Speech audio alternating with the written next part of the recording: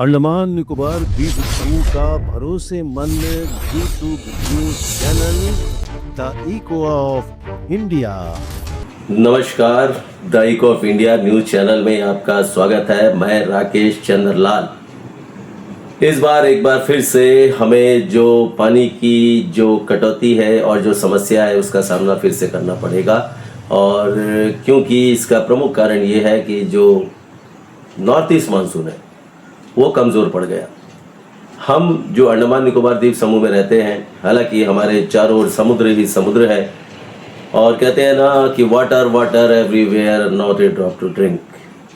चारों तरफ समुद्र का खारा पानी है और अभी तक इस तरह की तकनीक विकसित नहीं हुई है यहाँ पर कि जो खारे पानी को मीठे पानी में तब्दील किया जाए। और हमें अंडमान के जो लोग हैं, श्री विजयपुरम के जो लोग हैं और दक्षिण अंडमान में रहने वाले लोग हैं, अन्य स्थानों पर मध्योत्तर अंडमान निकोबार ज़िले में, तो हमें जो है वर्षा जल पर ही निर्भर रहना पड़ता है।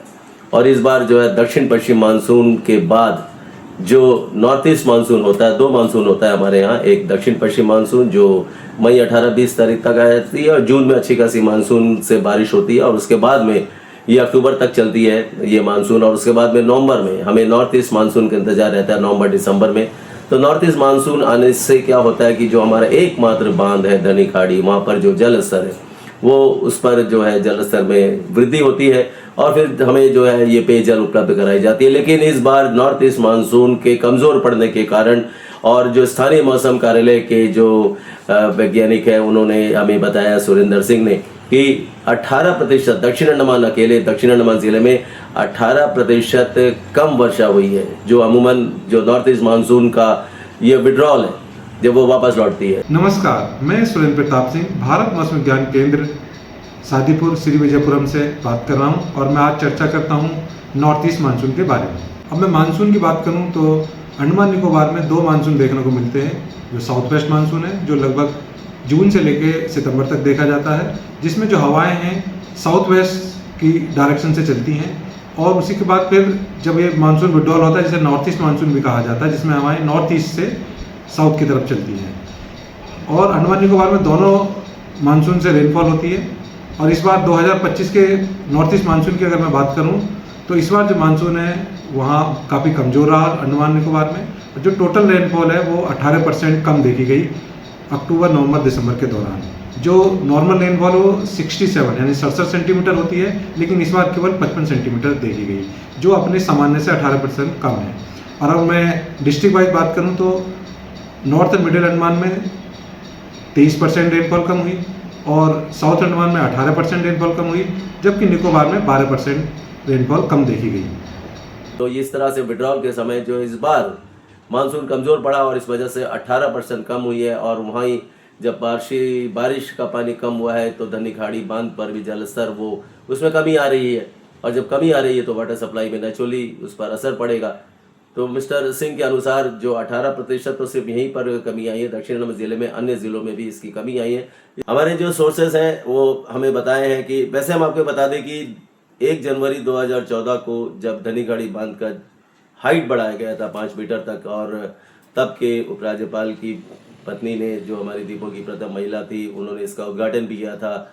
और उस समय ये कहा गया था कि धनी खाड़ी बांध का स्तर जो है बढ़ा दिया गया है, अगले 10-15 सालों तक अब पानी की समस्या नहीं होगी।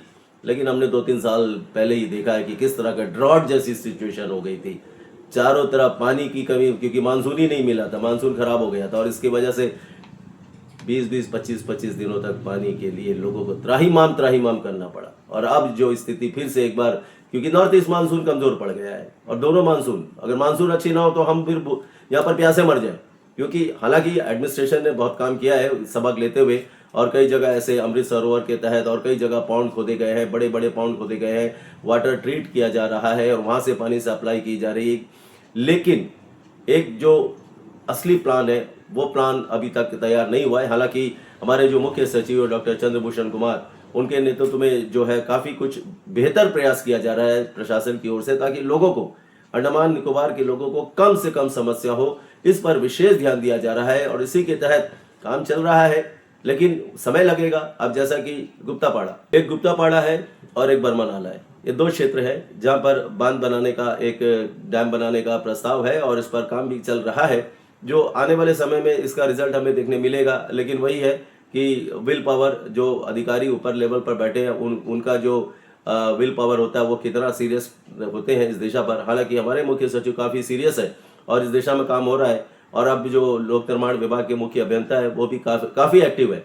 तो एक अच्छा एक तालमेल बैठाकर उनके निर्देश पर काम भी हो रहा है और देखना है कि आने वाले समय में क्या होता है। लेकिन मौजूदा समय का मैं स्थिति का बता दूं कि रटलैंड से इस वक्त हमें जो 4 मिलियन लीटर पानी मिल रहा है और 4 और मिलियन लीटर जो एक सेकंड फेज के तहत, रटलैंड से जो सेकंड फेज के तहत काम चल रहा है, तो 4 मिलियन लीटर और पानी वहाँ पर मिल सकता है हमें। वो मार्च अप्रैल तक ये काम पूरा हो जाएगा, तो टोटल रटलैंड से 8 मिलियन लीटर हमें जो है पानी मिल सकता है प्रतिदिन के हिसाब से। और वही धनी खाड़ी पर जो अभी बांध में जो जल स्तर है वो अब जो स्थिति है वो स्थिति में जो कितने जो मीटर हाइट होना चाहिए 60 मीटर के आसपास अभी मौजूदा है, लेकिन अप्रैल के अंत तक अभी जो स्थिति है वो अप्रैल के अंत तक, एक दिन छोड़कर जो पानी दिया जा रहा है तो वो अप्रैल के अंत तक ये चल जाएगा। लेकिन मानसून क्योंकि 18 से 20 मई के आसपास आती है और मानसून का अच्छा होना और उसके बाद में फिर जल स्तर में वृद्धि होना, बांध पर जो है कैचमेंट एरिया में पानी आना, तो जून तक ये आगे बढ़ सकता है। और जून के बाद जब अगर वर्षा अच्छा होती है तो तब तक हमें पानी चलाना है और उस दिशा में जो है पानी चलाना है तो कर्टेलमेंट करना पड़ेगा।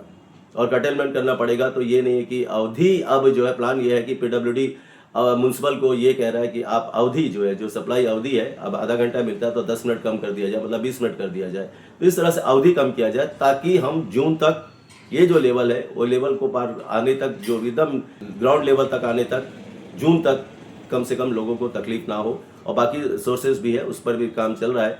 तो कर्टेलमेंट करने का एक प्लान है और कर्टेलमेंट किया भी जा रहा है। लेकिन एडमिनिस्ट्रेशन ने, लोक निर्माण विभाग ने लोगों से कहा है कि वे पानी की फिजूल खर्ची ना करें, पानी का किफ़ायती इस्तेमाल करें और जो भी अननेसेसरी यूज़ है उसे फिलहाल स्थगित कर दे। ऐसा ना काम करे कि कपड़े भी धो रहे हैं, गाड़ी भी धो रहे हैं, बाकी गाय भैंस खेती जो भी काम है, मतलब फिजूल खर्ची ना करें।